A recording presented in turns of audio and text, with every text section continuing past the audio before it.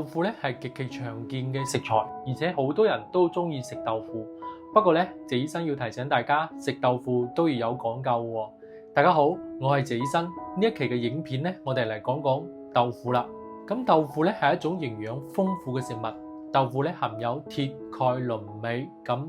多種嘅對我哋人體有益嘅微量元素，而且豆腐咧仲含有糖類啊、植物油啦同埋優質蛋白。佢又被稱為咧植物肉。咁喺營養學嘅角度嚟講咧，佢又被稱為咧完全蛋白質又即係優質蛋白，或者係又叫做全價蛋白。佢即係話咧呢啲蛋白裏邊咧含有嘅必需氨基酸嘅種類咧，其實比較齊全嘅，佢嘅數量係充足嘅，佢嘅比例係適當嘅。呢啲蛋白咧唔單止可以維持我哋成人嘅健康，仲可以促進兒童生長發育嘅一類蛋白。咁我哋而家嘅豆腐大多數係使用黃豆做成嘅。咁黃豆嘅蛋白咧，佢係具備咗我哋人體蛋白質所需嘅全部嘅8種嘅氨基酸，而且呢啲氨基酸嘅比例咧，相對嚟講咧比較合理嘅，使得大豆蛋白咧係維持我哋人體正常嘅生理功能，促進我哋身體組織修復同埋咧生長方面咧都可以發揮一個重要嘅作用。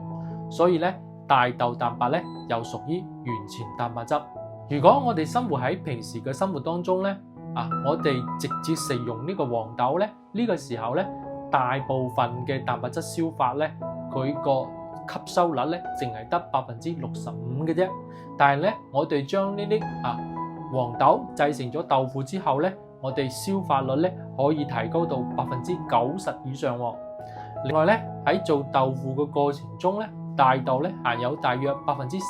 嘅油脂。咁呢啲油脂咧，大部分咧都會轉移去豆腐嗰度。同時咧，大豆油中咧，佢個亞油酸含量高，佢又唔含膽固醇，佢有助於我哋神經同埋血管同埋大腦嘅健康發育㗎。另外咧，我哋豆腐嘅鈣含量高，佢對我哋牙齒同埋骨骼發育咧都好有好處嘅，尤其係對一啲青少年同埋細蚊仔。咁有啲女性朋友咧，佢嘅年紀越嚟越大咧，佢好自然咁喺心理上咧，佢嘅雌激素水平咧就會下降噶。呢咁樣咧就會導致一啲骨質嘅流失啦。咁骨質嘅流失咧就會造成一啲骨密度嘅下降，增加佢哋平時有急折嘅風險喎。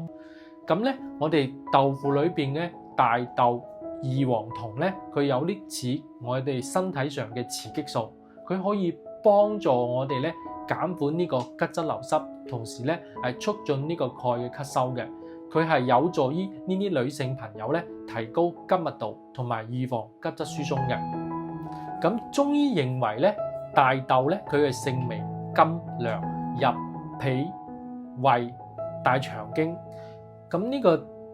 中醫認為咧，呢個豆腐咧佢有一個補脾益氣、健脾利濕、清熱解毒咁樣嘅一個功效噶。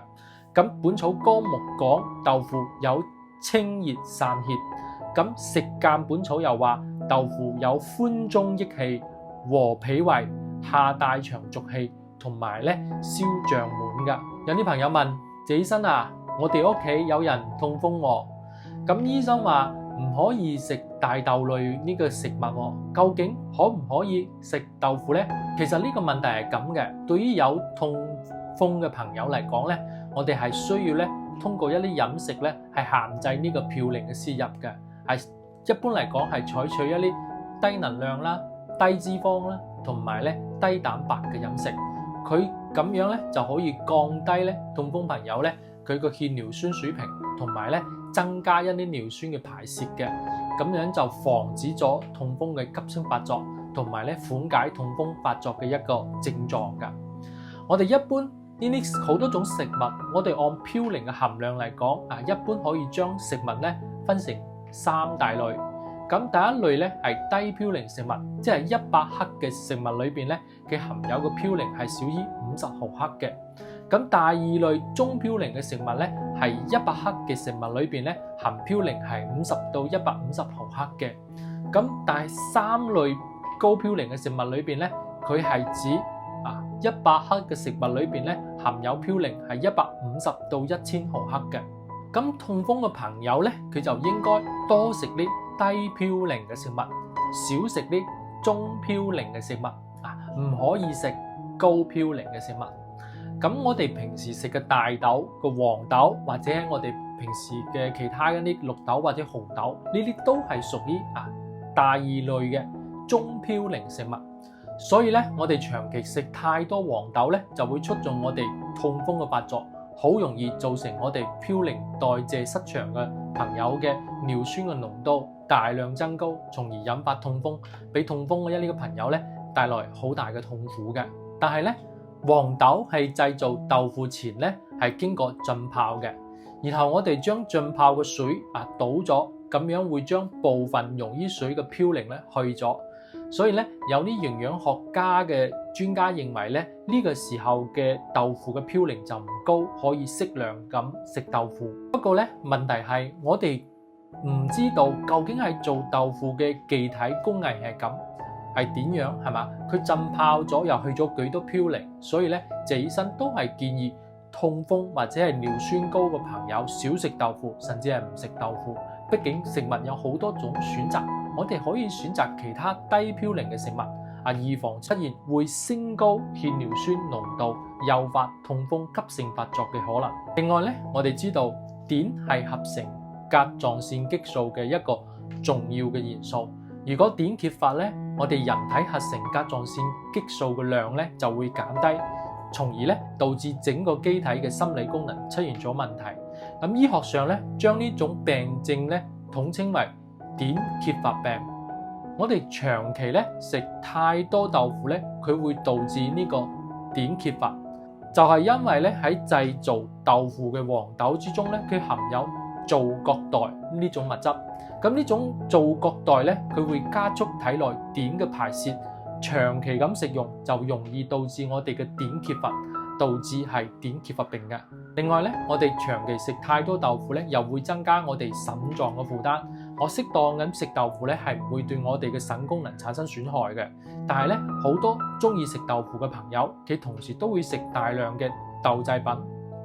譬如我都好中意食豆製品嘅，咁會使我哋咧，如果係過量咁食用咧，就會使我哋嘅身體咧攝入過多嘅植物性嘅蛋白質啦。咁樣就會使我哋嘅身體咧產生好多鹹淡嘅廢物，